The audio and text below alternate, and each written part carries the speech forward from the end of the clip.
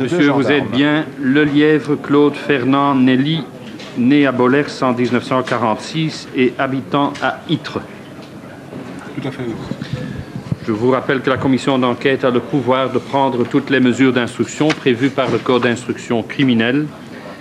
Et avant de vous inviter de prêter serment, je tiens à attirer votre attention sur l'article 14 du Pacte international relatif aux droits civils et politiques du 19 décembre 1966, qui est rédigé comme suit. Toute personne accusée d'une infraction pénale a droit, en pleine égalité, à ne pas être forcée de témoigner contre elle-même ou de s'avouer coupable. Cela signifie que vous avez le droit de vous taire lorsque vous craignez que votre déclaration publique pourrait être ultérieurement utilisée contre vous dans une procédure pénale.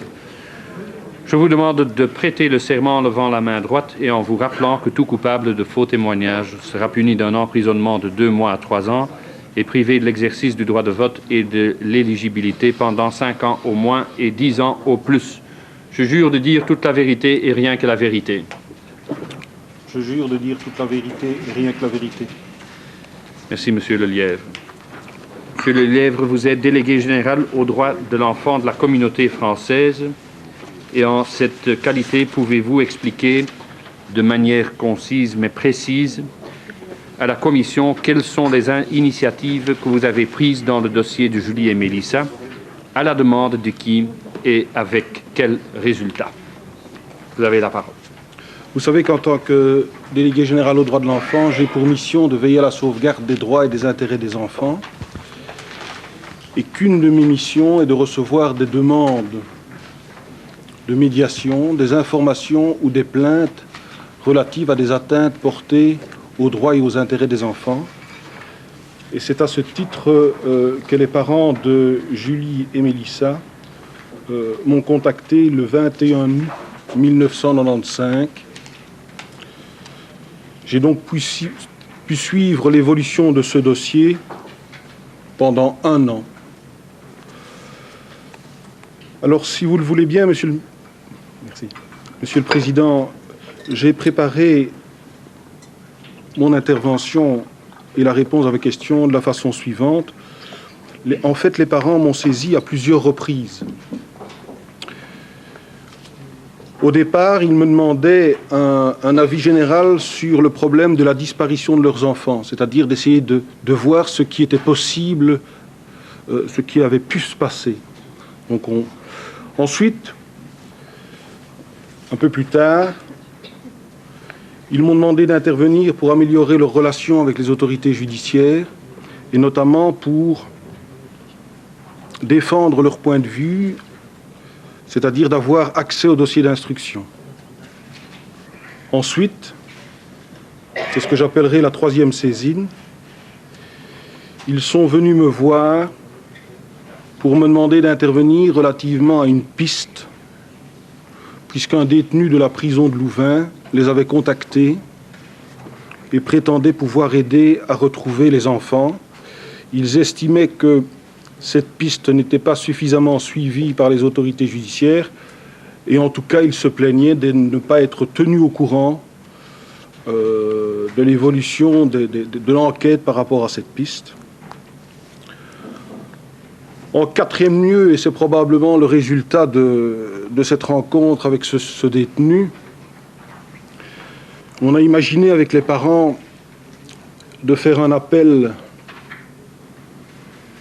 non pas un appel à témoins, ce n'est pas ça du tout, mais étant donné que notamment ce détenu de la prison de Louvain m'avait expliqué qu'il y avait moyen de louer les enfants pour une certaine somme, et qu'il y avait moyen d'acheter des enfants, également pour une certaine somme, nous avons eu l'idée d'essayer de nous organiser pour lancer un appel soit public, soit secret, pour essayer de retrouver les enfants vivantes contre argent. En cinquième lieu, les parents m'ont saisi pour une autre piste que j'appellerai tout à l'heure Monsieur Y. Et j'aurais bien voulu, si c'est possible, au cours de cette audition, vous parler peut-être d'autres problèmes, et notamment le fait que les parents ont été, comment vais-je dire, victimes d'énormes sollicitudes de la part de radiesthésistes, victimologues, thérapeutes, etc. Et je voudrais dénoncer ici l'attitude d'une personne qui, après avoir été rencontrer les parents tout au début, peu après la disparition, a annoncé via les médias que les enfants étaient morts dans les 24 heures. Et aujourd'hui, cette même personne, dans un article de Humo, considère qu'elle avait trouvé les pistes adéquates, qu'elle avait fait le portrait exact de Dutroux et qu'elle connaissait un certain nombre de, comment dirais-je, de critères pour retrouver ce personnage. Je trouve ça particulièrement scandaleux. J'ai également, dans cette affaire, et ça c'est le point 7 et 8 du dossier qui vous a déjà été remis, participer évidemment à la distribution des affiches de Julie et Mélissa dans le cadre de ma fonction. Et enfin, j'ai collaboré avec le procureur du roi à Bourlay en lui remettant 15 dossiers d'affaires traitant de pédophilie. Je pouvais croire que peut-être des informations se trouvant dans ces 15 dossiers pouvaient recouper l'enquête en tout cas menée sur l'arrondissement judiciaire de Neufchâteau. Alors, ce qu'il faut peut-être savoir aussi,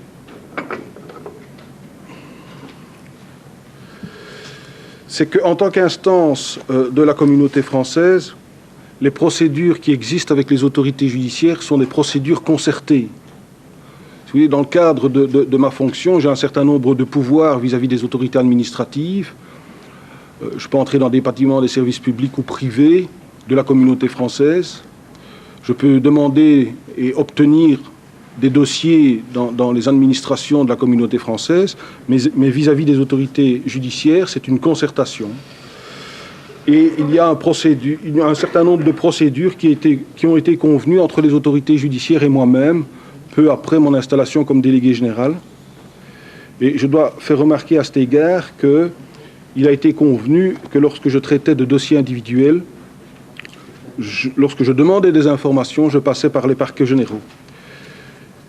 Et le développement de ces procédures est tel que, par exemple, sur les ressorts de la Cour d'appel de Mons et de Liège, il y a des magistrats de la Cour d'appel qui ont été spécialement désignés pour se concerter avec moi, à Liège chez M. Delacroix. Mais dans le dossier de Julie et Mélissa, lorsque j'ai interpellé les autorités judiciaires, c'est M. Gillet lui-même qui a pris le dossier en main. Et c'est donc le procureur général personnellement que j'ai rencontré ou que j'ai contacté à plusieurs reprises. Il faut aussi dire que, tout en étant une instance de la communauté française par rapport à des dossiers judiciaires, j'ai également des contacts avec le ministre de la Justice. Et tout au long de cette année, j'allais presque dire que j'ai usé un certain nombre de membres de son cabinet, mais j'ai eu des contacts concernant cette affaire avec Mme Delessy, Mme Clouc, M. Vizard de Bocarmé et le chef de cabinet, Mme Dekers, de manière pratiquement permanente, soit par écrit, soit par téléphone, soit par des rencontres au cabinet du ministre de la Justice.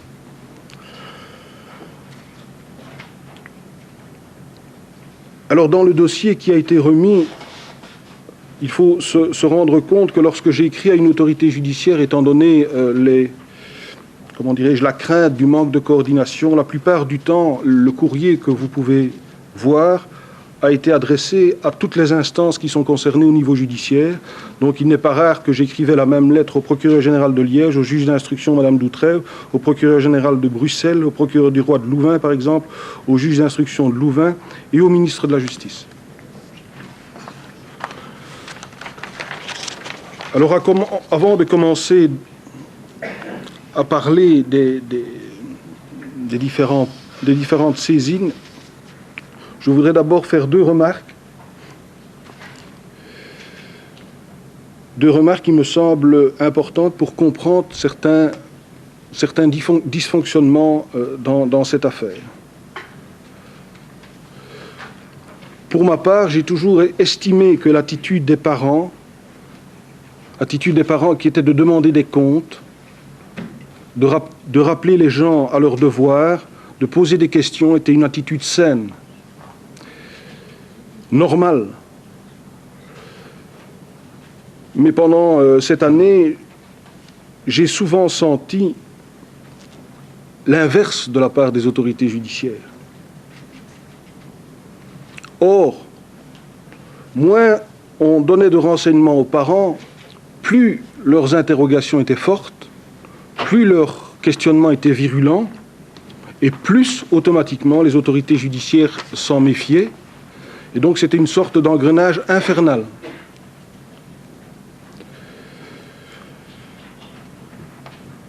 Je dirais que dans certaines situations, auprès de certains magistrats, la valeur souvent prioritaire pour la justice, c'est l'affirmation de son pouvoir et de son indépendance. Et je donnerai un exemple tout à l'heure, lorsque j'ai été entendre le détenu de la prison de Louvain. J'expliquerai l'incident qui s'est passé à la prison de Louvain et qui montre bien qu'à certains moments, la priorité, c'est le respect des procédures et le respect des formes. Est-ce que je peux vous demander, Monsieur Lelièvre, d'être assez précis sur l'incident avec le sieur F? Incident entre guillemets, mais ce qui s'est passé avec la piste F. Je reviendrai tout à l'heure, mais je peux déjà vous dire ceci, c'est que pour aller rencontrer un détenu à la prison de Louvain, il fallait que j'obtienne toutes les autorisations. Or, ce détenu était emprisonné sur base d'une comment dirais-je, celui qui avait le pouvoir dans cette affaire, c'était le juge d'instruction de Louvain, et le procureur du roi de Louvain. J'ai donc fait toutes les démarches nécessaires pour aller voir ce détenu à la prison de Louvain. Donc j'ai écrit au ministre de la Justice, procureur général Gillet, procureur du roi de Louvain, juge d'instruction Madame Doutreuil et juge d'instruction de Louvain. Après avoir obtenu les autorisations, notamment aussi du ministre de la Justice pour entrer dans la prison, je me suis présenté à la date convenue à la prison de Louvain. Et quand j'ai voulu entrer, je suis entré dans la prison et puis le surveillant m'a dit « Vous ne pouvez pas entrer. Le juge d'instruction vous attend au palais. » J'ai donc été voir le juge d'instruction qui m'a dit « Je ne peux pas vous laisser entrer étant donné que le procureur du roi m'a donné une lettre ce matin ou hier, je ne m'en souviens plus, de la part des parents. Et dans la lettre des parents, il est dit, comment vais-je dire, on peut reprendre le terme exact puisque je l'ai ici, mais en clair ça voulait dire si ça ne bouge pas, nous serons obligés de le dire. » Et donc le juge d'instruction m'a dit, vous comprenez bien que dans des conditions comme ça, on fait pression sur les autorités judiciaires et vous ne pouvez pas entrer. Il n'est pas possible de céder à du chantage. J'ai donc pris mon véhicule, je suis revenu à Bruxelles, les parents m'attendaient, j'ai expliqué aux parents l'incident, nous avons écrit ensemble une lettre différente à toutes les autorités et 10 jours après, j'ai pu aller voir le détenu à la prison de Louvain. Voilà l'incident. Et vous avez cru à quoi au moment où on vous a relaté cette situation? Donc, vous êtes là, à Louvain, pour entrer dans la prison. Vous n'avez pas pu voir Monsieur F. Vous n'avez pu que voir 10 jours par après. Quelle a été votre impression? Parce qu'il y a quand même une impression qui vous a pris à ce moment-là. L'impression... Une impression... Enfin, je ne savais pas ce que le juge d'instruction allait me dire, mais après, c'est l'impression que la forme prenait le pas sur le fond. Et qui, pour moi, il est plus important de rencontrer un détenu qui peut peut-être donner des informations sur la disparition d'enfants que de s'attacher à des susceptibilités résultant d'une ou deux phrases malheureuses. Or, cette lettre avait été écrite par les parents avant de me rencontrer. Oui. La deuxième remarque que j'aurais voulu, en préambule, vous dire, c'est que l'impression que j'ai eue, mais c'est une impression, L'impression que j'ai eue, c'est que la plupart des intervenants dans cette affaire que j'ai rencontrée croyaient que les enfants étaient morts. Et on ne cherche pas la même façon des enfants en vie que des corps d'enfants. Pour ma part, de manière régulière, je me forçais à considérer que les enfants étaient toujours en vie, même au mois de juillet de 96. Parce que si on a cette logique, enfin, comment dirais-je, cette réaction de se dire que les enfants sont mortes, bon, en fait, on ne les recherche plus, on recherche le coupable. Et donc, il n'y a plus de notion d'urgence.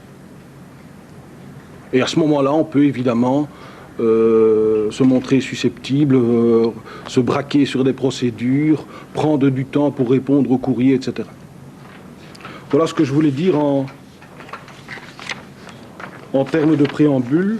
Monsieur le Président, maintenant, si vous le souhaitez, je peux aborder chaque point en particulier et commencer peut-être par la première saisine, c'est-à-dire la demande des parents qui s'interrogeaient sur qu'est-ce qui a pu arriver à leur enfant. Mais ici, Monsieur Lelièvre, je vous demanderai, puisqu'il y a 7 terrains sur lesquels vous avez été saisi, que chaque de ces terrains, vous le circonscriviez, mais d'une façon brève, qu'on a une bonne perception, et peut-être que les tâches que vous avez fournies soient également expliquées, mais vous pouvez être bref à ce sujet, puisque vous avez remis le dossier. Donc le 21 août 1995, c'est la première intervention des parents Rousseau qui m'écrivent pour me demander si je peux leur donner des informations sur les causes de la disparition des enfants. Je leur réponds très rapidement et je vais les voir sur place. Alors en fait, ce qui s'est passé, c'est au cours de l'entretien, c'est que les parents, au départ en tout cas, ne m'ont pas parlé par rapport à cela. Je leur avais d'ailleurs envoyé préalablement différents documents qui étaient en ma possession avec de possibles explications, vais-je dire, théoriques. Mais tout de suite, ce dont m'ont parlé les parents, c'est leur mauvaise relation avec la justice. Donc déjà, le 7 septembre 1995. La plupart de la conversation a tourné concernant les contacts, les mauvais contacts qu'ils avaient avec les autorités judiciaires.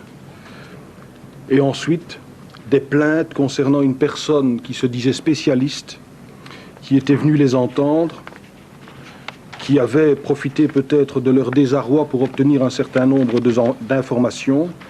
Et les parents étaient particulièrement choqués que quelque temps après, je crois que c'est le journal flamand Het Laatste Nieuws, il y avait la photo de cette personne qui annonçait que les enfants étaient décédés dans les 24 heures. Il s'agit de qui? Il s'agit de quelle il s'agit d'une personne autorité judiciaire, parce que là il avait également des problèmes. Ce n'est pas une autorité judiciaire, c'est une personne qui se dit expert, qui se dit victimologue ou bien psychothérapeute et qui s'appelle Madame Hutzebout. Alors j'ai déjà... En ce qui concerne les personnes des autorités judiciaires, où il y avait des problèmes. Les parents se plaignaient des mauvaises relations avec le juge d'instruction. Le manque de transparence, le manque d'accueil. Oui, monsieur Moriot. Une question sur le nom de la personne. C'est la personne qu'on retrouve aussi dans le dossier ADF? Sans doute, oui. Oui, sans doute, oui. Oui, vous continuez, monsieur. Ensuite, nous avons parlé, donc suite à cette plainte concernant cette dame, j'ai écrit d'ailleurs au parquet général et au ministre de la Justice. Nous avons ensuite étudié les causes, et évidemment c'est extrêmement difficile de parler avec des parents de ce genre de problème. J'ai abordé le problème de la disparition, l'enlèvement par un sadique pédophile, on a parlé de ça. On a parlé des filières de prélèvement d'organes, on a parlé des filières d'adoption et on a parlé des réseaux de pédophilie. Et en ce qui concerne les réseaux de pédophilie, je me suis attaché à développer ce qui était dit dans le rapport de la Fondation Roi-Baudouin de 1991. Ça a été la base de mon explication aux parents lorsqu'on a discuté ensemble. Et qui parlait de réseaux de type artisanal, voire familial, plutôt que de réseaux de type mafieux, et j'ai essayé d'expliquer comment fonctionnait ce type de réseau.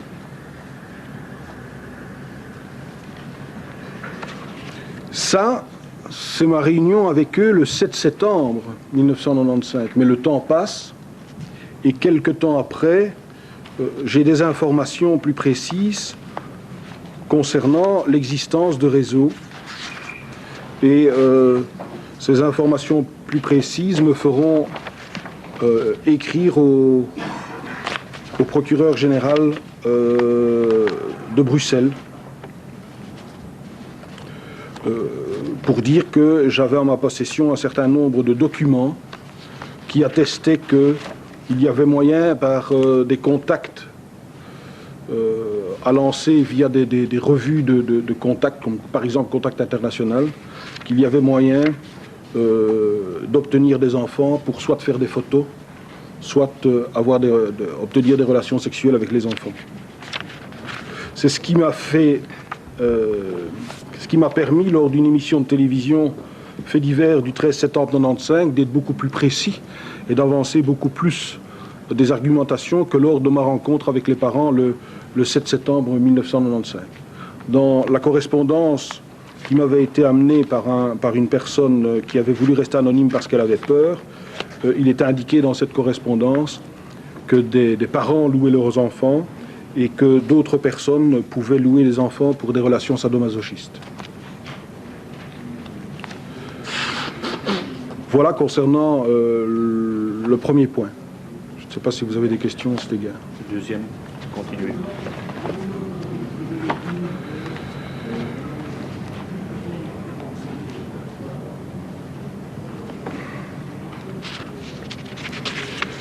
Lorsque les parents, je vous l'ai dit lors du 7 septembre 1995, ils se sont plaints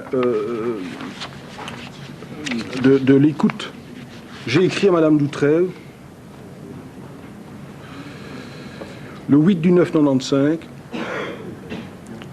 Je voudrais vous lire l'un ou l'autre passage. J'ai pu constater à cette occasion combien ces parents sont désemparés. En effet, outre l'angoisse causée par la disparition de leur enfant, les parents sont constamment perturbés par de multiples interventions extérieures émanant de pseudo-experts, de radiesthésistes et d'anonymes.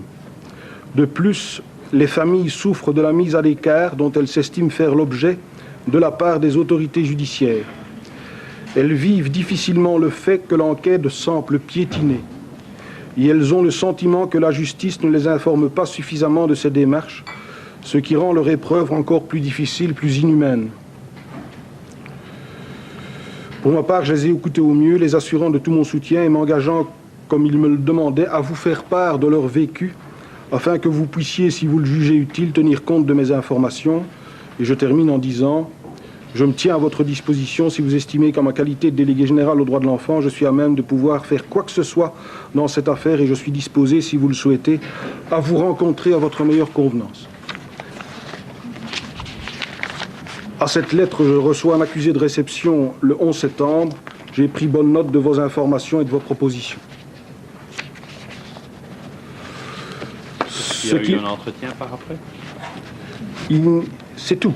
Donc le 14 septembre, je réécris immédiatement au juge d'instruction pour lui dire ce que j'ai fait pour aider la famille. J'ai encouragé la famille à s'adresser à un service d'aide sociale aux justiciables, M. Martin. Je crois qu'il s'occupe toujours d'eux. Et enfin, j'ai insisté auprès des parents de continuer à s'occuper des deux garçons. Et donc j'ai signalé qu'ils pouvaient obtenir une aide adéquate auprès du centre PMS. En fait, j'essaie, en donnant des informations au juge d'instruction, d'établir un contact avec elle. Et voyant que ça ne bouge pas, j'ai écrit au procureur général, M. Gillet, mais ça prend du temps, le 19 janvier 1996, parce qu'à ce moment-là, on me demande d'intervenir dans la troisième affaire, donc comme je l'ai dit tout à l'heure, le détenu de la prison de Louvain, et je sollicite un entretien avec le procureur général le 19 janvier 1996. J'en viens donc automatiquement à la Troisième saisine.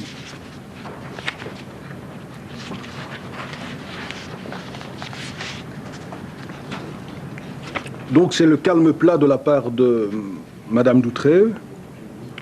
Et le 3 décembre 1995, la famille Rousseau me recontacte par écrit. Et je pense qu'il est très important de lire cette lettre du 3 décembre 1995, signée de Madame Rousseau, qui montre à cette époque-là les dispositions de la famille. Comment vais-je dire, l'état d'esprit de la famille.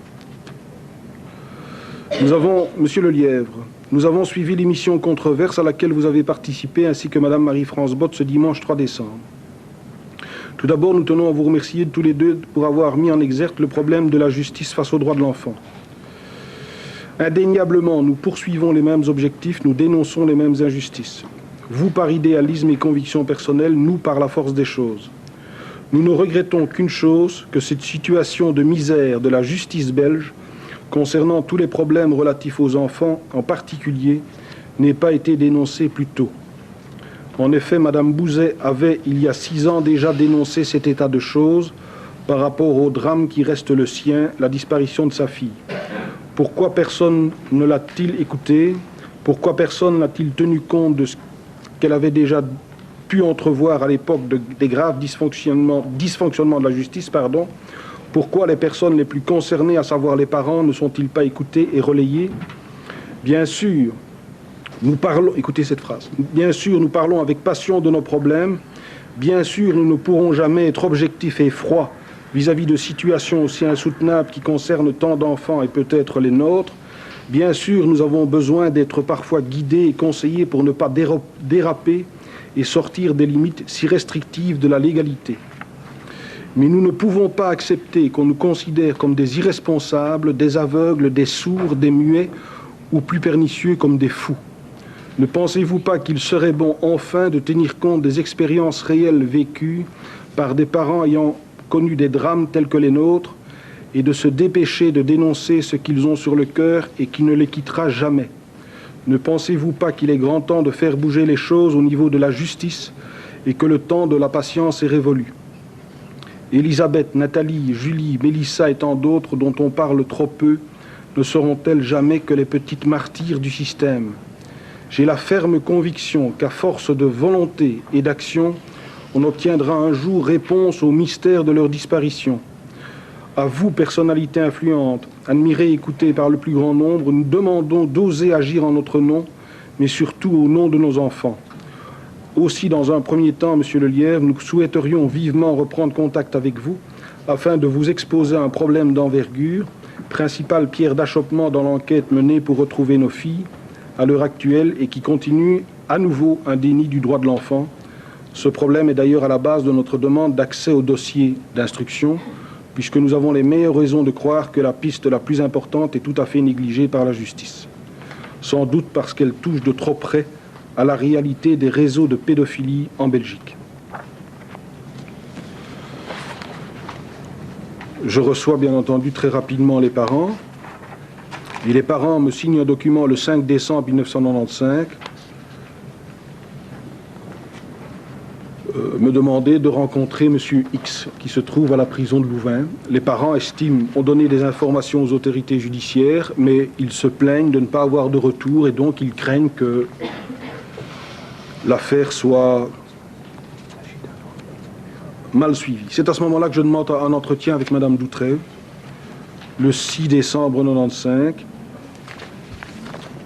et elle me répond très rapidement, et je la rencontre le 12 décembre à 10h.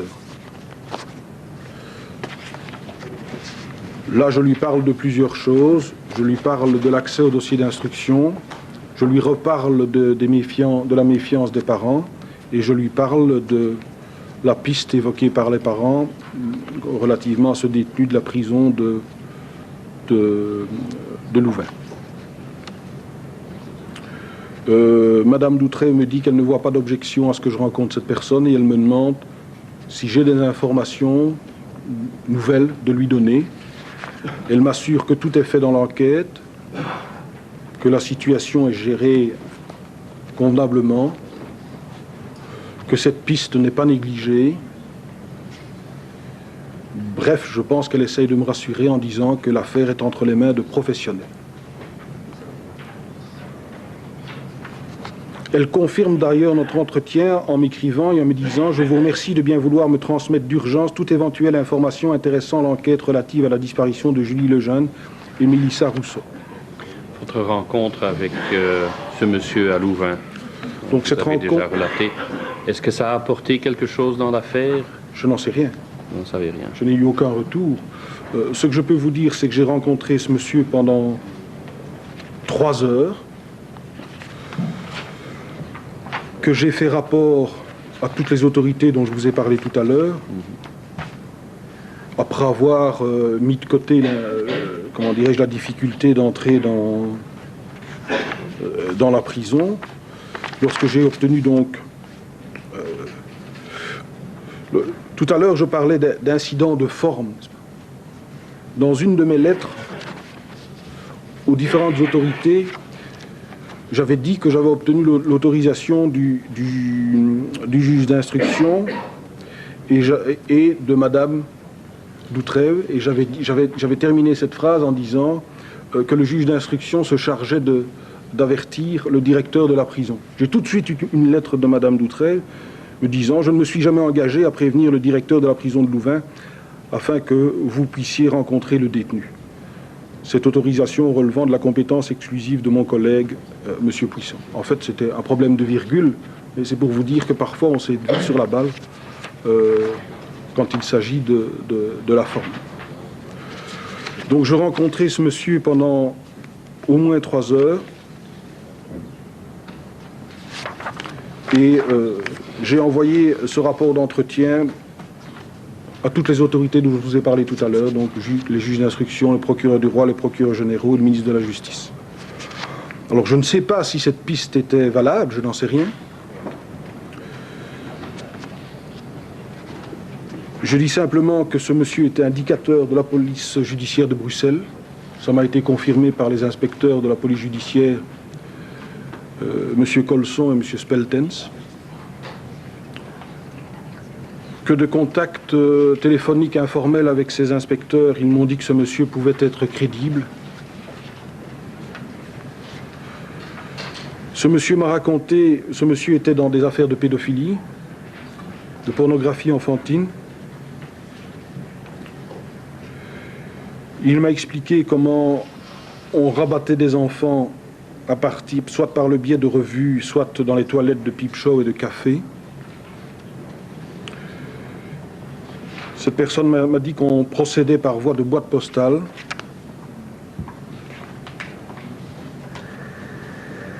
Il m'a parlé de son implication dans l'arrestation dans les milieux pédophiles de deux personnes. En ce qui concerne l'affaire Julie et Mélissa, ce monsieur qui habitait Charleroi m'a dit qu'il avait pu visionner une cassette techniquement d'amateurs présentant des enfants, principalement des filles âgées de 7 à 14 ans environ, qu'on pouvait voir sur cette cassette des enfants masqués et d'autres visages découverts avec des relations sexuelles de pénétration, de fellation. En fait, il pouvait jouer le rôle d'intermédiaire auprès de pédophiles aisés. Il aurait dû jouer le rôle d'intermédiaire auprès de pédophiles aisés pour fournir des enfants, principalement des filles. L'allocation était de 50 000 francs par enfant. Et il était possible d'acheter un enfant. Le chiffre cité était de 3 millions de francs. Et cette personne prétendait qu'il avait pu regarder les enfants, les photos d'enfants qui étaient disponibles immédiatement. Et il prétendait avoir reconnu dans ce catalogue la petite Mélissa Rousseau, qui lui semblait dans le cirage.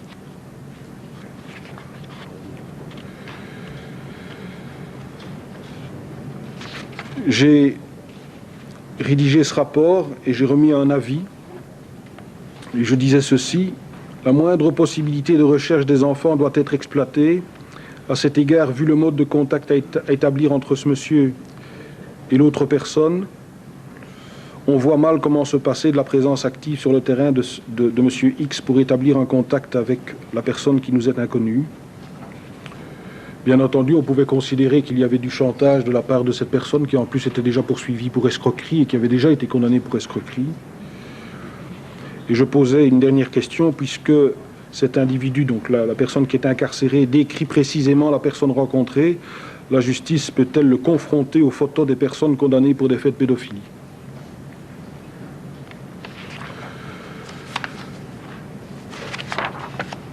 Voilà ce que j'ai fait. J'ai essayé de tenir le contact avec ce détenu de la prison de Louvain qui m'a écrit à plusieurs reprises, qui m'a donné des renseignements supplémentaires que j'ai chaque fois fait parvenir à Madame Doutreuil. J'ai eu un contact aussi épistolaire avec son avocat. Je l'ai notamment mis en garde en insistant sur la responsabilité qu'il prenait et qu'il pouvait être, si c'était de l'escroquerie ou des faux témoignages, qu'il pourrait être poursuivi. Il m'a réécrit le 30 du 12 qu'il me confirmait les termes de notre... Donc je vous confirme les termes de notre entretien du 22 décembre dernier et ma proposition d'intervenir de façon efficace pour que Mélissa soit retrouvée, pour autant qu'on m'en donne les moyens, disait-il.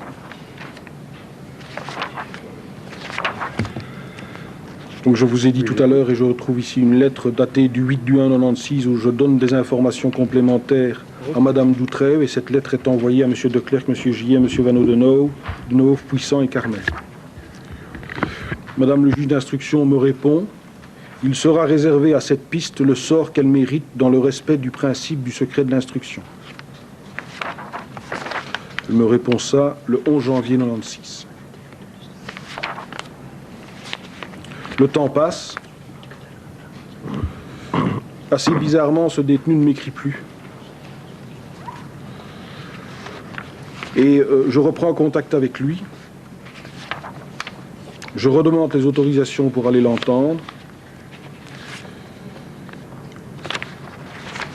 Je constate... Il me répond, donc le détenu, le 27 du 2 96. Et...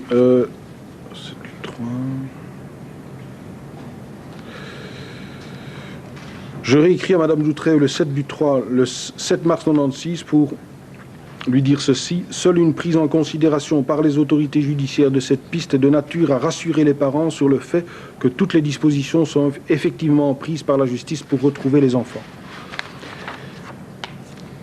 Et donc le temps passe, et lorsque je vais revoir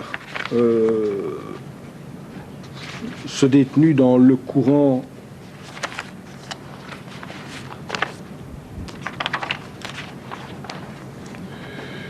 le 21 juin 96, soit 6 mois après,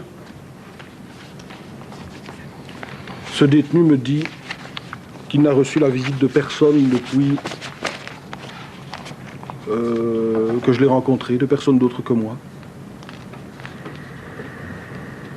En tout cas, c'est ce qu'il me dit. Et j'ai écrit donc le lendemain, le 21 du 6 96, à Madame Doutreuil pour lui dire que M. X m'indique qu'il n'a pas été interrogé par les autorités judiciaires de Liège après l'envoi de mon rapport du 27 décembre 95. J'explique de nouvelles informations que ce détenu me donne. Et je voudrais vous lire 2 phrases que j'ai écrites à ce moment-là. Je persiste à croire que tout doit être tenté pour retrouver les enfants, y compris d'investiguer dans le cadre d'informations paraissant peu crédibles, pouvant être considérées par d'aucuns comme une manœuvre de chantage ou des déclarations émises par un déséquilibré. Monsieur X parle de filière de prostitution enfantine et indique qu'il prend des risques à parler. Il parle aussi de danger de mort pour sa personne. Et j'attire aussi l'attention des autorités, et c'est à mon avis ce qui fait que ce monsieur ne reprenait pas contact avec moi, ne m'écrivait plus. J'attire l'attention des autorités que monsieur X déclare avoir échangé depuis mon précédent rapport de la correspondance avec les parents des enfants disparus. Même si j'ignore le contenu de cette correspondance, il y a tout lieu de croire que cette épreuve est particulièrement pénible pour les parents, surtout s'ils ont l'impression que cette piste n'est pas exploitée correctement ou suffisamment. J'envoie de nouveau mon courrier à Madame Doutreuil, à Madame le procureur général Tilly, à un avocat général de Bruxelles, M. Marchal, et au ministre de la Justice. C'est à ce moment-là que je reçois une lettre du ministre de la Justice, et je suis un peu étonné parce que jusqu'à ce moment-là, il n'y avait jamais eu aucun problème entre le ministre de la Justice et moi-même dans le cadre de cette affaire. Et je reçois une lettre un peu sèche le 1er juillet 1996. Le ministre m'écrit « Je m'étonne quelque peu de votre démarche auprès de monsieur X, qui ne paraît guère relever de vos attributions de délégué général aux droits de l'enfant, mais plutôt des enquêteurs chargés de cette affaire. » J'écris immédiatement à monsieur le ministre de la Justice, enfin immédiatement, quelques jours après, une lettre de demande de mise au point. Et après cette lettre, le chef de cabinet adjoint du ministre de la Justice me téléphonera. L'incident sera clos, mais je souhaite quand même lire ceci. Monsieur le ministre de la Justice, votre courrier du 1er juillet 1996 relativement au rapport d'entretien du 21 juin 1996 avec monsieur X et que je vous ai communiqué pour votre information a retenu toute mon attention. Je ne peux que m'étonner de votre réaction à ma missive. D'une part, vous mettez en cause mes compétences dans cette affaire alors que vous êtes parfaitement au courant de mon intervention depuis décembre 1995 et que vous avez vous-même donné votre autorisation pour que je puisse rencontrer M. X à la prison de Louvain. Depuis la première saisine des parents de Julie et Mélissa, je n'ai eu cesse, sans aucune obligation de ma part, qu'elle soit légale ou réglementaire, de vous informer de l'évolution de la situation. Jusqu'à présent, la collaboration avec votre chef de cabinet, Mme Christine Dekers, votre chef de cabinet adjoint, M. Vizard de Beaucarmé, et vos collaboratrices, Mme Clouc et Delessy, a été entière, faite de confiance et de soutien mutuel. Depuis la demande des parents en août 95, ma mission étant de veiller, etc., j'estime qu'il est de mon devoir d'entendre une personne dans le cadre de la recherche des enfants, d'une part, si cette personne souhaite me donner des informations sur cette question, et d'autre part, si les parents me sollicitent pour une mission de médiation. Je vous signale d'ailleurs que j'interviens dans d'autres affaires du même ordre en collaboration à la demande de magistrats. Et donc je demande au ministre de la Justice des explications, et ces explications me sont données très rapidement par son chef de cabinet adjoint, me demandant de considérer que l'incident est clos, et me disant qu'on a pleine confiance dans mon intervention dans ce dossier. Voilà tout ce que je peux dire concernant la piste du détenu de Louvain. Intervenir ici, Monsieur Lelièvre. Est-ce que Mme Doutrève vous a clairement expliqué le crédit à apporter aux déclarations et informations que cet indicateur vous apportait? Ou est-ce qu'elle vous a laissé le libre choix? Mme Doutrève m'a expliqué que cette piste était suivie de manière correcte et totale, et qu'elle prenait ses responsabilités. Mais n'avez-vous jamais eu l'impression, en voyant ce personnage, qu'en sorte il essayait de vous manipuler? C'est possible. C'est possible, mais ce que j'ai dit aux autorités judiciaires, c'est que même des tentatives de manipulation, je crois que je l'ai cité tout à l'heure, même des personnages aussi bizarres, je crois qu'à partir du moment où ils ont été impliqués dans du trafic de pornographie enfantine, il faut prendre en considération cette piste. On ne m'a jamais donné comme information ou de preuve que cette piste ne pouvait pas être suivie. Ni aux parents d'ailleurs, qui ont continué à entretenir une correspondance soutenue avec ce monsieur. Oui, vous pouvez maintenant venir au quatrième point, je crois. Au cinquième, excusez-moi. Je dois peut-être vous dire que par rapport à cette piste, le juge d'instruction de Louvain était lui d'accord qu'on le libère pour remonter la piste éventuelle. Il me l'a dit. J'ai eu des contacts par téléphone avec les membres de la police judiciaire, M. Colson et M. Speltens, qu'ils me disaient qu'ils étaient prêts et qu'ils attendaient une éventuelle remise en liberté de ce monsieur. Si vous voulez, j'avais ces messages-là aussi de la part d'autorités.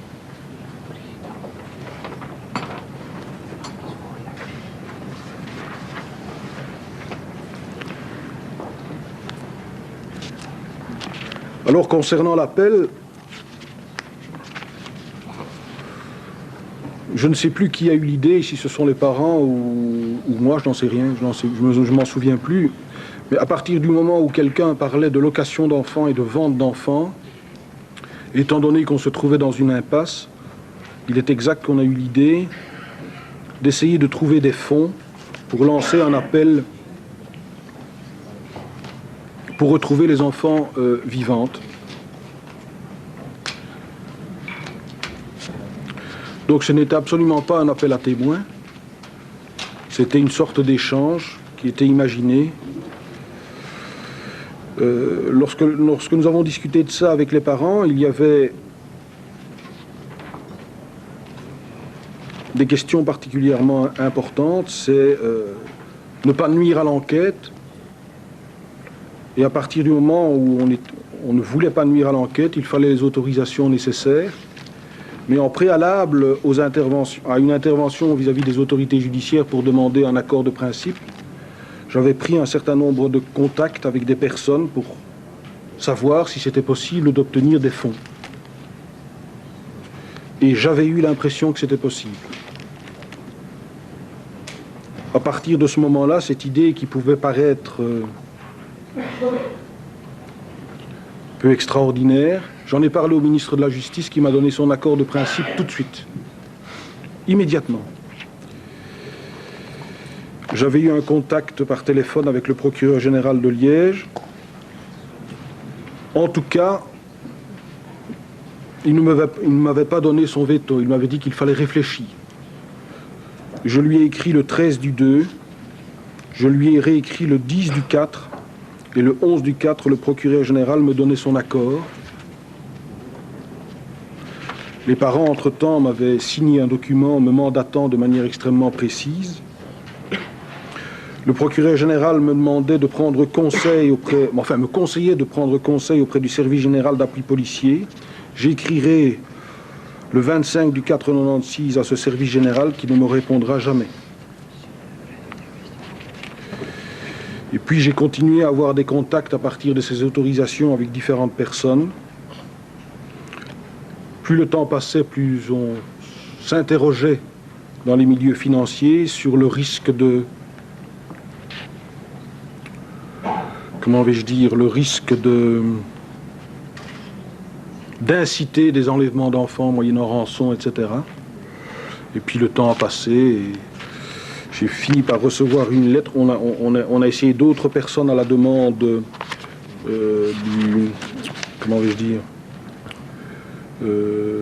du comité de soutien de Julie et Mélissa. Donc ils sont venus me voir pour me proposer un autre nom. Et j'ai fini par recevoir une lettre me disant qu'après réunion du conseil d'administration et appui total, on me donnait 15 000 francs. Et le temps a passé et on a retrouvé les enfants.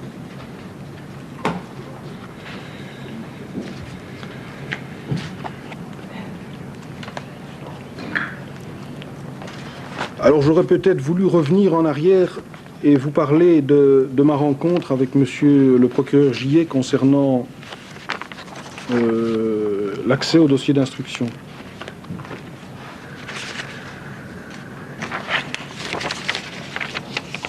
Parce que je dois dire que dans cette affaire, j'ai eu de très nombreux contacts avec le procureur général, en tout cas par téléphone. Et lorsque je l'ai rencontré à Liège le 25 janvier 96,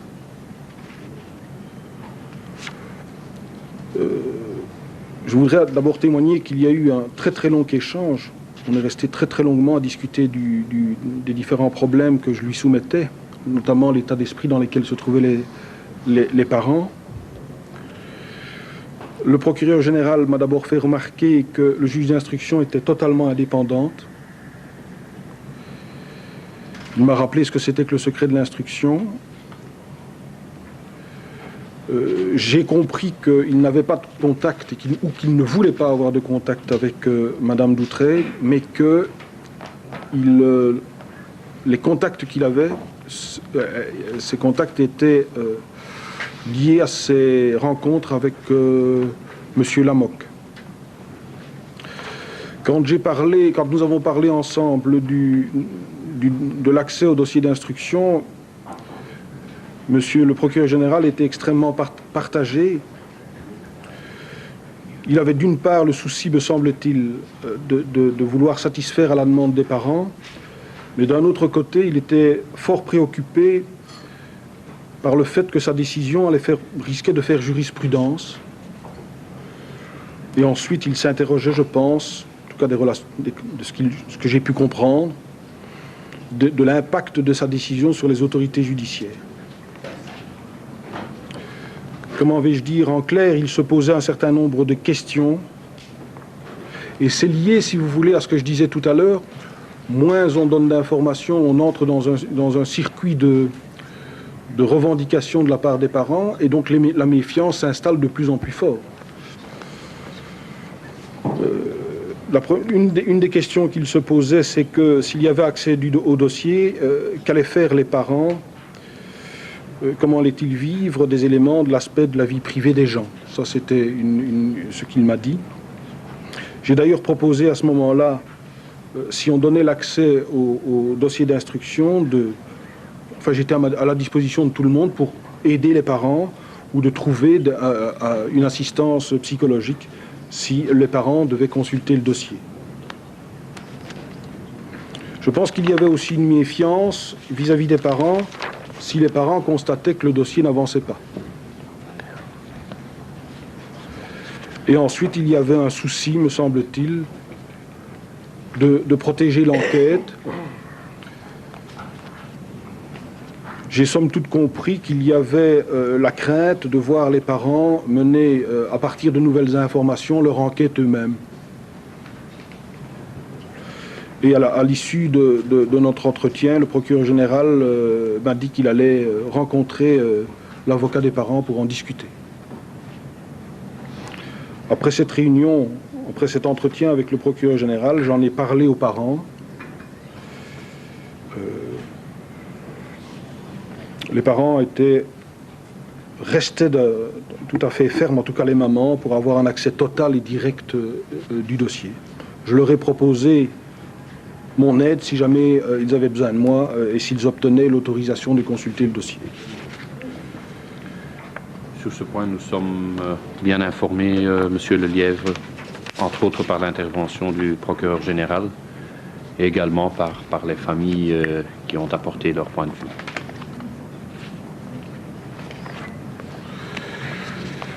Les parents m'ont contacté également pour une autre piste. Il faut savoir que lorsque les parents étaient venus me trouver, j'étais déjà au courant que cette piste existait. Et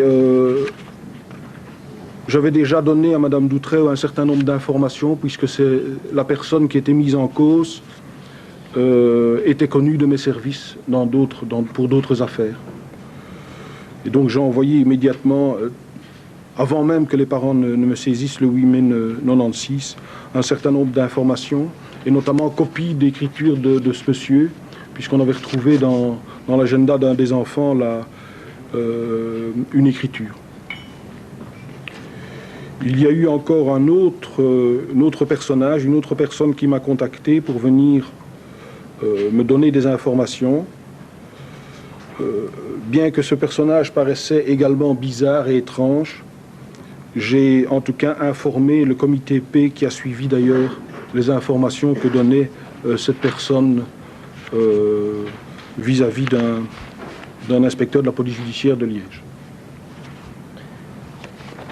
Peut-être sur la piste des rançons, parce que là, nous n'avez pas encore donné d'explication. Ah oui, là tantôt, quand même. Je pense que j'ai... Oui. Vous pouvez continuer. Je voudrais revenir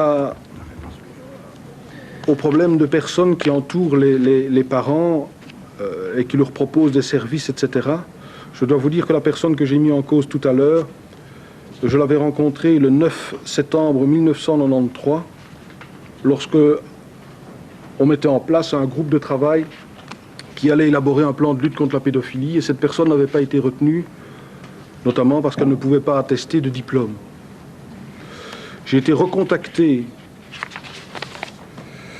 par un journaliste du soir concernant cette même personne, alors qu'une cour d'assises en France se penchait, si je puis dire, sur le cas de Van Geloven, qui a d'ailleurs été condamné à une lourde peine de prison pour pédophilie et assassinat d'enfants.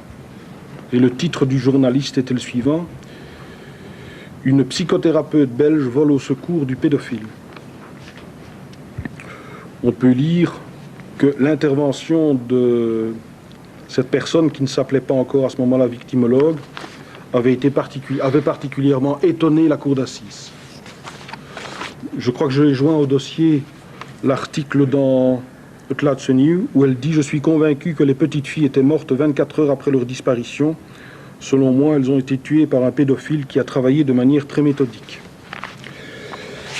J'ai écrit au ministre de la Justice pour dénoncer cela, d'autant qu'elle déclare à ce titre qu'elle s'occupe de la disparition des petites Julie et Mélissa et qu'elle cite le ministre de la Justice comme référence à ce sujet. J'ai informé le procureur général également. Le ministre de la Justice m'a répondu le 8 du 12 pour me dire qu'il informait le procureur général de Liège en attirant son attention sur le titre de psychothérapeute dont ce prévôt l'intéressait et sur le fait que celle-ci n'est pas intervenue officiellement, notamment dans le cadre de la disparition d'Elisabeth Brichet à Namur, et que je n'ai pas eu de contact avec cette personne, contrairement à la référence qu'elle mentionne dans son courrier à monsieur le juge d'instruction. Alors je dois vous dire que c'est assez extraordinaire parce que j'ai retrouvé cette personne à un autre moment, dans un autre de mes dossiers, et qui concerne une situation, une dénonciation d'un enseignant pour abus sexuels sur un enfant de 5 ans. Vous savez que ma collaboration est bonne avec les parquets généraux lorsque je demande des informations. J'ai posé des questions au procureur général concernant la situation de cet enfant qui était abusé.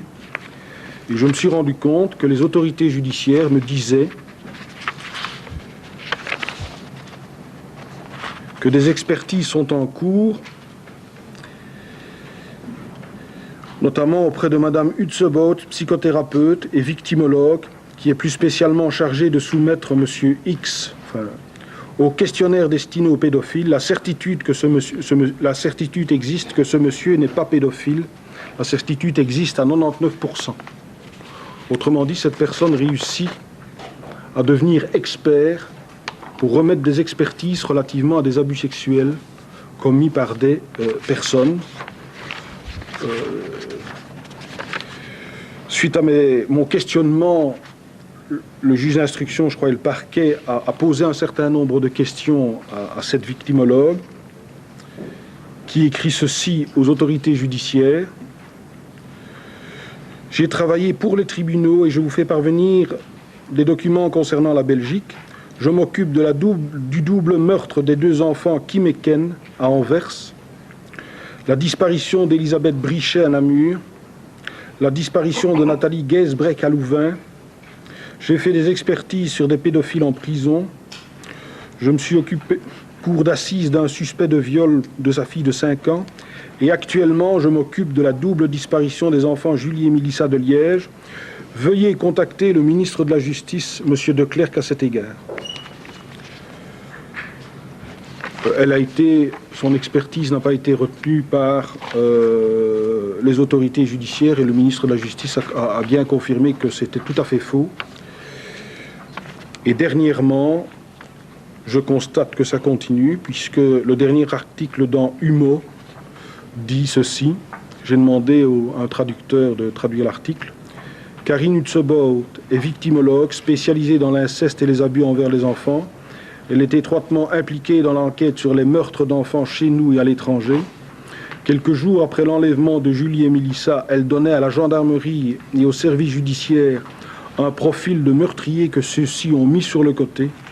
Il s'est avéré ensuite qu'elle avait esquissé un portrait précis de Dutroux. J'estime qu'il est temps de faire quelque chose par rapport à ces prétendus experts, Monsieur le Président. J'ai enfin remis en date au mois d'octobre 1996 15 dossiers relatifs à des dénonciations de pédophilie qui ont été traités dans mon service. Et j'ai remis les mêmes dossiers au magistrat national, M. Van Doren. Alors encore deux petites questions, Monsieur Lelièvre, que je voudrais vous poser au nom de la commission. Vos relations avec les parents, comment ont-elles été pendant ce laps de temps assez important que vous avez travaillé dans ces dossiers, les 7 sessions que vous avez faites, donc je pense que vous avez été saisi?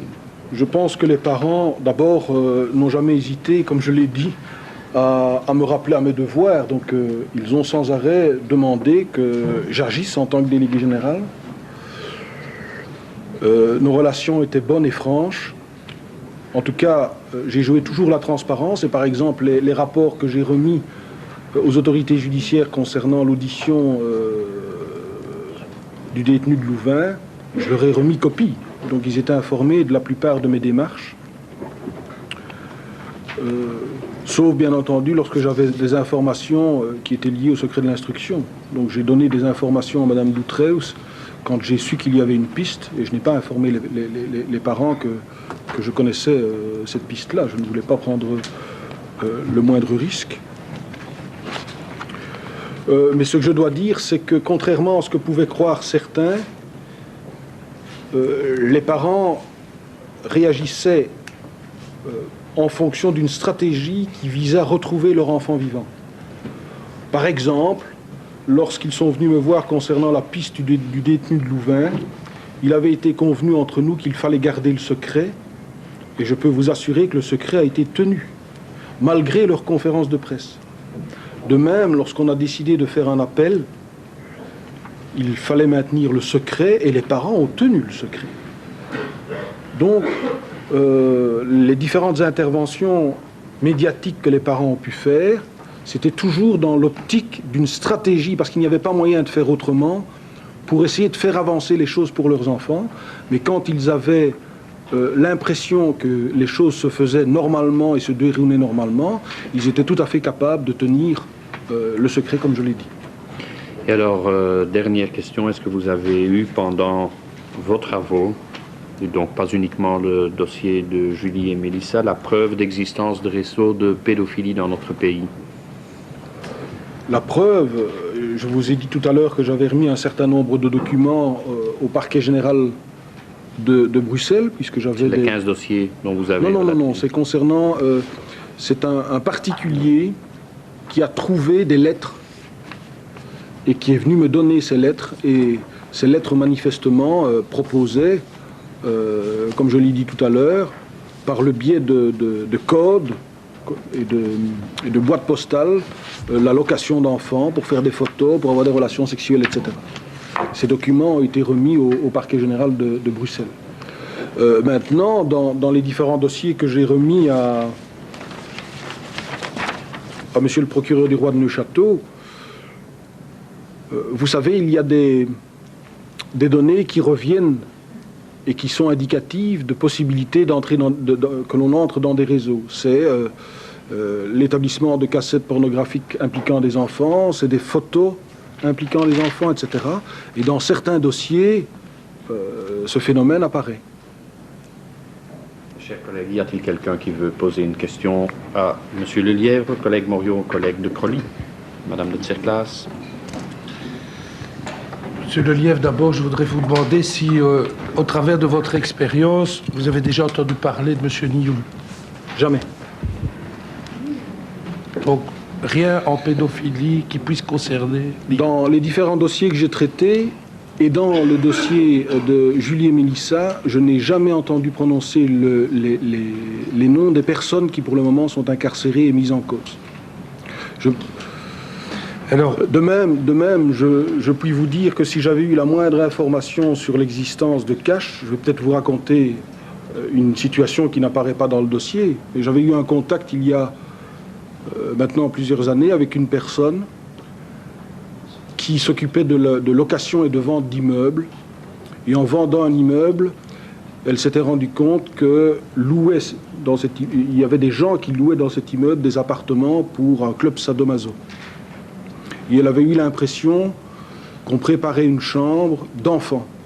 Cette personne m'avait contacté et non seulement j'ai averti les autorités judiciaires, mais je me suis présenté dans cette maison, dans cet immeuble, comme candidat potentiel à l'achat de la maison, et j'ai pu visiter un club sadomaso avec dans des caves, des cages, des planches à clous, etc. Et j'ai averti le procureur général de Bruxelles de cette affaire. Donc si j'avais eu la moindre information, j'aurais agi, ça c'est clair. Alors, le rôle de Madame Utsebo, parce qu'effectivement c'est un nom qui ne nous est pas inconnu, dont nous avons entendu parler à plusieurs reprises, ça paraît quand même un peu inquiétant, cette histoire, parce que vous avez dit tout à l'heure qu'une des causes principales, enfin peut-être pas une des causes principales, mais certainement une remarque importante que vous avez voulu faire, c'est que la plupart des intervenants cherchaient des enfants morts. Et donc ça avait certainement orienté l'enquête. Est-ce qu'on peut imaginer à un moment donné que Madame Utsebo puisse avoir eu un rôle déterminant dans cette vision des choses? Déterminant, je n'en sais rien, mais à partir du moment où quelqu'un qui se présente comme un spécialiste intervient dans les médias quelques semaines ou quelques jours après avoir rencontré les parents en annonçant que les enfants sont morts dans les 24 heures ou dans les 48 heures, je trouve ça particulièrement nuisible. Dernière question, M. Lelièvre, parce qu'au travers d'autres dossiers que vous connaissez bien également, comment expliquez-vous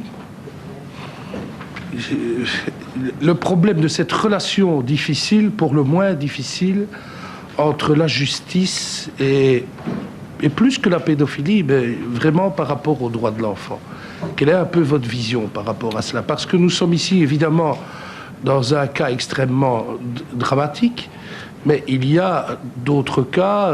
Vous savez, je vous ai déjà contacté pour un cas ou l'autre sur lequel j'intervenais. J'ai encore dernièrement, j'ai vu que vous en parliez également de cette maman qui est condamnée à 7 mois de prison ferme sur un problème parce qu'elle ne veut pas présenter l'enfant qui aurait été victime d'un attouchement sexuel à son papa, sans préjuger sur le fait. C'est quand même assez étonnant. Donc, comment vous analysez un peu cette difficile problématique que l'on constate entre la justice et tout ce qui concerne, somme toute, le problème de l'enfant? Je pense qu'il ne faut pas généraliser.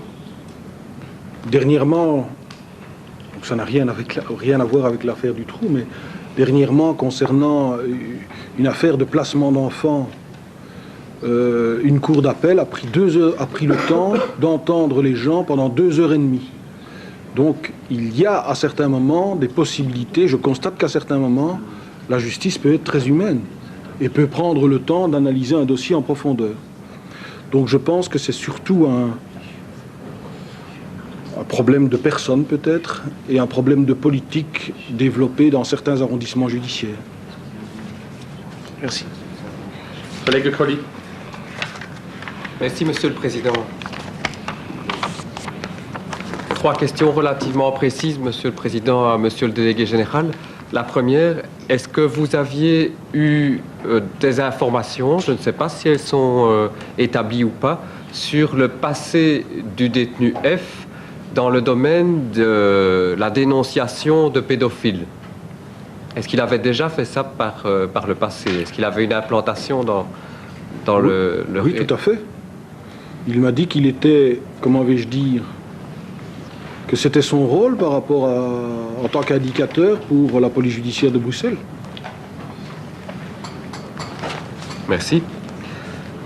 Est-ce que lors de vos contacts ou entretiens avec le procureur général Gillet, il avait fait mention dans ces entretiens, par rapport au problème de l'accès au dossier, de la nécessaire protection de la vie privée de certains membres de l'entourage familial de Julie Lejeune et de Mélissa Russo? Oui. Merci. Alors la troisième question, peut-être un peu plus générale. Vous avez parlé de réseaux locaux, de réseaux familiaux. Est-ce que vous pouvez nous donner quelques indications sur ce qui pourrait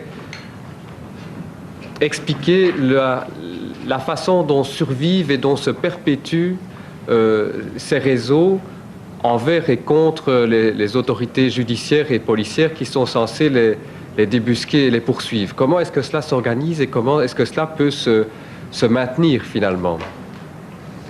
À partir du moment où vous les condamnez légèrement, ou bien à partir du moment où vous ne les condamnez pas, mais vous incitez à la récidive. Ça, c'est la première remarque que je ferai. Ensuite, à partir des différents dossiers que j'ai traités, et je vous ai dit en se rapportant notamment au rapport de la Fondation Roi-Baudouin, le phénomène de création de ces mini-réseaux est pratiquement toujours le même. Ils se connaissent à 2 ou 3, ils réussissent à avoir un enfant sous leur coupe, et à partir du moment où parfois même l'enfant est issu du milieu familial, d'un milieu familial qui permet ce genre de relation et qui obtient de l'argent en mettant à la disposition de pédophiles leurs gosses, et à partir de ce moment-là, le groupe s'étend, si vous voulez.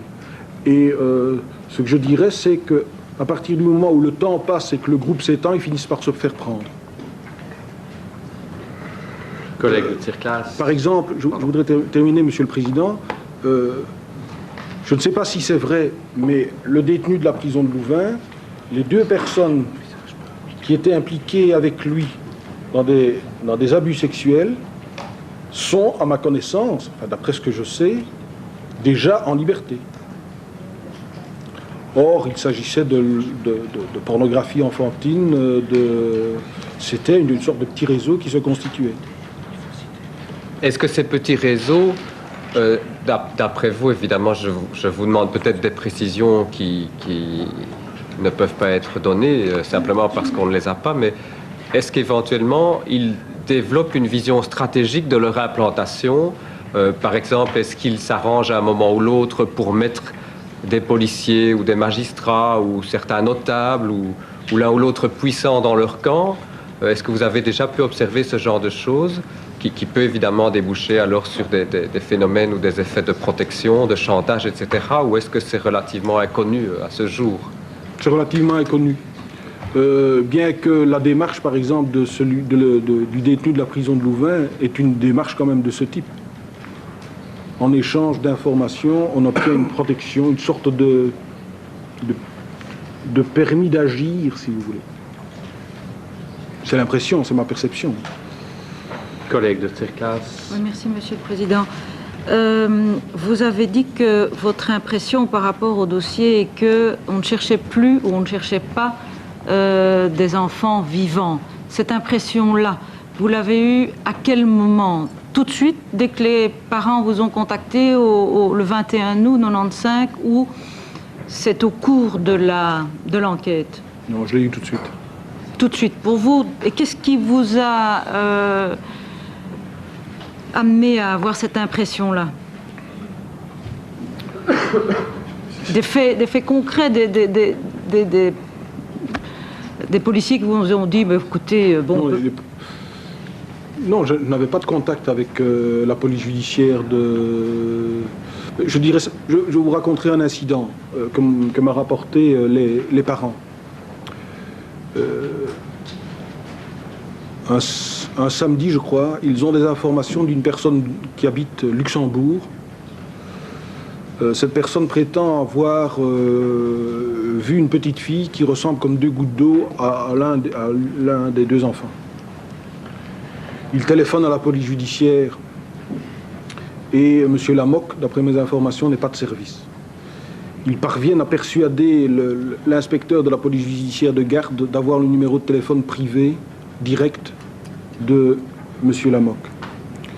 Ils obtiennent ce numéro de téléphone, ils téléphonent à M. Lamoc, ils l'ont au bout du fil, et M. Lamoc ne part pas à Luxembourg. Donc les parents vont eux-mêmes à Luxembourg, évidemment. D'où il y a un incident avec la police judiciaire. Si on croit que les enfants sont vivants, on va tout de suite. C'est mon point de vue. D'une conversation que j'ai eue avec des autorités, si on vous dit S'ils savent qu'il y a une piste qui va dans telle direction, ils vont aller creuser le petit bois. Si on vous dit ça, c'est qu'on croit que les enfants sont morts. Et vous pensez que c'est l'hypothèse qu'ils ont privilégiée, excluant... On ne peut pas dire qu'ils aient exclu les autres, puisqu'on a continué quand même à chercher. Je crois que des certaines pistes. autorités étaient incapables, mais moi aussi, d'imaginer qu'on puisse garder pendant autant de mois des enfants dans des caches. D'ailleurs, quand les parents discutaient avec moi des possibilités concernant leurs enfants, moi, en tant que délégué général, par rapport à ce que je savais au niveau de mes dossiers individuels, ou par rapport à, je vous l'ai dit tout à l'heure, à des travaux de recherche, etc., il m'était impensable d'imaginer que ça existait. Parce que, comme on part du principe que les réseaux de type artisanal, vais-je dire, se développent et puis ils font une maladresse et ils se font prendre, pour moi c'était inimaginable que ça puisse exister, d'autant qu'avec le recul, les autorités avaient toutes les possibilités d'arrêter ce réseau-là. Oui, vous avez précédé ma question, effectivement, j'allais vous demander, est-ce qu'on pouvait imaginer ce qu'on a découvert, ces caches, d'avoir construit ces caches, d'avoir mis ses enfants dedans, je veux dire, par rapport à ce que... Enfin, vous venez de répondre à ma question, par rapport à ce que vous saviez, votre expérience, c'était quelque chose d'assez inimaginable. Inimaginable. Donc, pour vous, ça, c'est très clair. Inimaginable de pouvoir fonctionner dans le temps. Oui, oui. Oui, donc à un moment donné, cette hypothèse, on ne cherche plus des enfants vivants, mais des enfants morts, prend du poids dans la tête, peut-être d'un certain nombre de personnes. Je dois dire d'ailleurs que moi, à titre personnel, sans arrêt, je devais me redire qu'il fallait que je pense que les enfants étaient vivants, qu'il fallait que je réfléchisse, enfin que je raisonne comme les parents. Est-ce que, de votre expérience, il n'y a pas quand même un problème aussi dans la mesure où tout ce qui est question mœurs, et particulièrement tout ce qui touche les enfants, n'est jamais pris vraiment très très au sérieux, sauf de manière relativement récente, et encore par un certain nombre de personnes, parce qu'on a tellement d'autres choses plus importantes à traiter, que la personne de l'enfant ne lui a peut-être pas toujours accordé suffisamment d'importance dans le processus judiciaire, dans les auditions policières, dans la manière dont les policiers, c'est beaucoup d'hommes aussi dans les services de police, est-ce que vous ne pensez pas que ça a pu jouer? C'est clair, c'est indéniable. Vous savez, je crois que c'est un problème de mentalité, un problème de formation. Quand un juge d'instruction dans une affaire, ou un membre du parquet, je ne sais plus qui a écrit ça, où l'enfant un enfant très jeune avait subi un viol technique d'un enseignant, et qu'une autorité judiciaire puisse imaginer que ce soit normal de faire ça parce que l'enfant était constipé, je me dis que c'est grave. Et donc le fait que, je dirais, dans le suivi et dans le traitement judiciaire, on n'accorde pas assez d'importance à ça, amène à ce que, je veux dire, on retrouve très facilement en liberté après des pédophiles, qu'on ne soit pas attentif à cette dimension. Oui, et surtout au niveau du contrôle social de ces pédophiles qui sont libérés. Merci. Chers collègues, y a-t-il quelqu'un qui... Il y a collègue Van Deurzen, collègue Herzé. Oui. C'est possible. Ik had maar één vraag in verband met J'avais une seule question à vous uw poser. plaats in de Franstalige Votre gemeenschap en rôle, de relatie met une question de sur votre justitie. rôle dans la communauté française et vos rapports avec la justice. Si je vous ai bien compris, vous avez dit que vos contacts avec la justice se fondaient sur la consultation, mais qu'en fait, vous n'aviez aucun pouvoir réel de poser des questions à la justice. Alors cette consultation signifie pour vous qu'avec un magistrat concret, vous pouviez avoir un certain dialogue pour pouvoir réaliser votre travail. Est-ce que vous aviez mis au point plutôt un protocole, un cadre avec les autorités fédérales, par exemple, dans lesquelles vous pouvez quand même exercer votre action? Je me rappelle que du côté flamand, par exemple, on a signé ce genre de protocole. Les gens de la communauté peuvent avoir un rôle à jouer, peuvent même prendre des mesures concrètes dans leur contact avec la justice. On a négocié cette infrastructure. Est-ce que ça existe également du côté de la communauté française? Monsieur Lièvre. Oui, tout à fait. D'abord, il faut faire remarquer que le Conseil d'État, par rapport à la réglementation, a été très clair. Le pouvoir d'interpellation du délégué général, il l'a pour n'importe quelle personne ou n'importe quelle institution, qu'elle soit du fédéral, du communal, du provincial, etc. Et donc, nous avons mis en place, après concertation avec les parquets généraux, un processus de fonctionnement. Et je dois dire que ça fonctionne. Ça fonctionne de manière plus développée à Liège et à Mons qu'à Bruxelles. Disons que les informations sont plus importantes de la part de ces deux ressorts que du ressort de Bruxelles, mais à Bruxelles, ça fonctionne aussi. Et c'est un document écrit, des procédures formelles? Non. C'est un procès verbal. Procès verbal de réunion. En communauté française, il y a un processus de concertation avec le ministère de la Justice qui rassemble régulièrement les magistrats, des représentants des juges de la jeunesse, des parquets généraux, des parquets et les autorités de la communauté française qui s'occupent de l'aide et de la protection de la jeunesse. Et c'est au cours d'une de ces réunions-là que nous avons mis en place des procédures de collaboration qui fonctionnent bien. Collègue Herzet. Merci, Monsieur le Président. Monsieur Lelièvre, vous parlez maintenant de réseaux de pédophilie locale, artisanale ou familiale. Et moi, je rappelle qu'il y a eu le CRIES, qu'il y a eu Spartacus et le catalogue de clients, etc. Alors moi, j'avais l'impression que vous aviez la conviction, une conviction étayée par des arguments sérieux, et d'ailleurs partagée par Madame Bott à plusieurs reprises lors de différentes conférences de presse, qu'il y avait en Belgique des réseaux structurés de plus grande importance et que vous aviez peut-être une liste ou quelque chose d'un peu plus important. Et vous retombez maintenant, vous rétrécissez un peu le problème sur les réseaux locaux.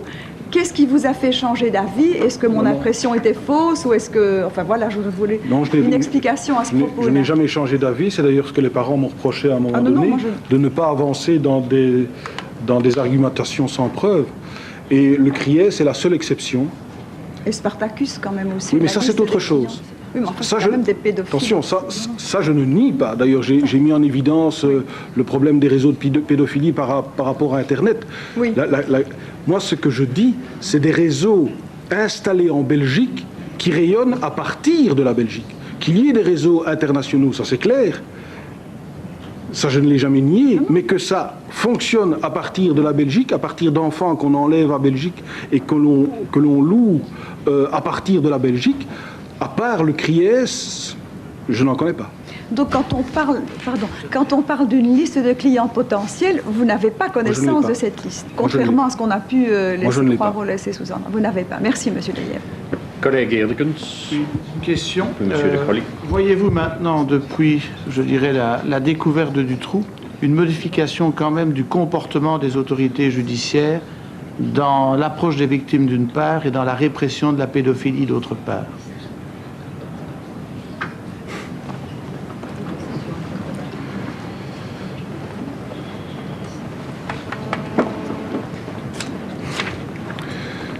J'aurais presque envie de dire que les magistrats qui étaient déjà convaincus auparavant et motivés auparavant le sont encore plus maintenant.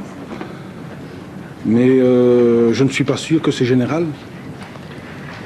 Et je ne peux pas affirmer maintenant que toutes les mentalités ont changé et qu'on aborde différemment le problème de la pédophilie ou le problème des abus sexuels dont sont victimes les enfants partout de la même façon dans les arrondissements judiciaires.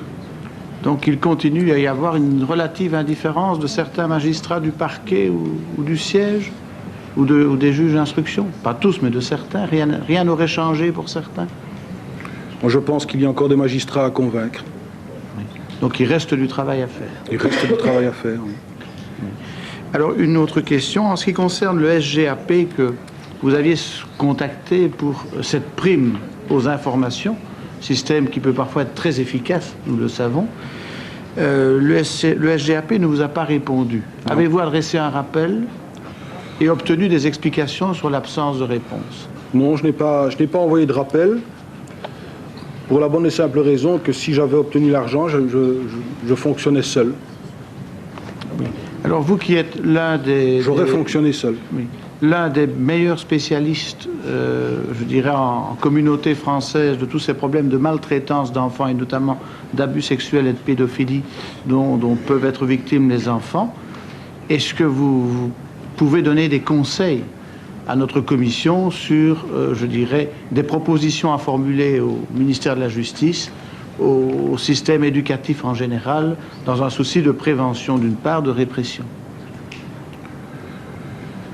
Oui, je m'en référerai au rapport que j'ai remis d'ailleurs au Premier ministre, M. Dehaene, au mois d'août, après notre visite avec d'ailleurs des magistrats, particulièrement motivés ceux-là, sur ce qu'on fait au Canada par rapport aux abuseurs.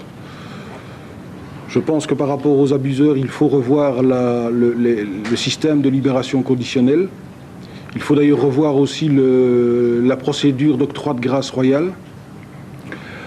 Il faut notamment mettre en place dans les prisons des programmes de traitement, mais à partir d'une philosophie qui serait d'éviter la récidive et pas à partir d'une philosophie d'aider les personnes qui sont incarcérées.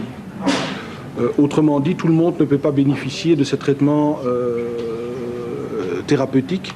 Il faut, à mon avis, le volontariat de la personne et il faut un diagnostic clair sur les possibilités de ces personnes de suivre ce traitement. À partir du moment où le traitement est mis en œuvre, il faut également un diagnostic à la fin du traitement pour voir si cette personne est à même de retourner dans la société avec, si vous voulez, un risque qu'il n'y aurait plus de risque de récidiver. Oui. Et ensuite... Est-ce que vous pourriez mettre... Et ensuite, oui. Excusez-moi, M. Erdekens, et ensuite, il faut mettre en place un système de contrôle social qui soit efficace. Est-ce que vous pourriez mettre à la disposition du président de la Commission ce rapport que vous avez remis au Premier ministre? Je trouve intéressant que nous puissions l'examiner et l'intégrer à toutes les pièces de notre Commission. Je lui ferai parvenir. Parfait. Collègue de Crony? Ma question a été posée, Monsieur le Président. Merci. Mes chers collègues, Monsieur Morio. Je ne vais pas embêter, mais je voudrais demander si je ne pourrais pas poser une question à huis clos. Je sais bien que ce n'est pas l'habitude, mais j'aurais quelques informations à demander. Comme je dois citer des noms, je préférerais que ça se fasse à huis clos. Chers collègues, nous sommes presque à la fin de cette audience et j'entamerai encore un petit huis clos pour faire poser la question par le collègue Morio. Et par après, l'audience serait finie et nous serons à la fin de nos travaux. Est-ce que je peux demander que les personnes n'appartenant pas à la commission quittent la salle?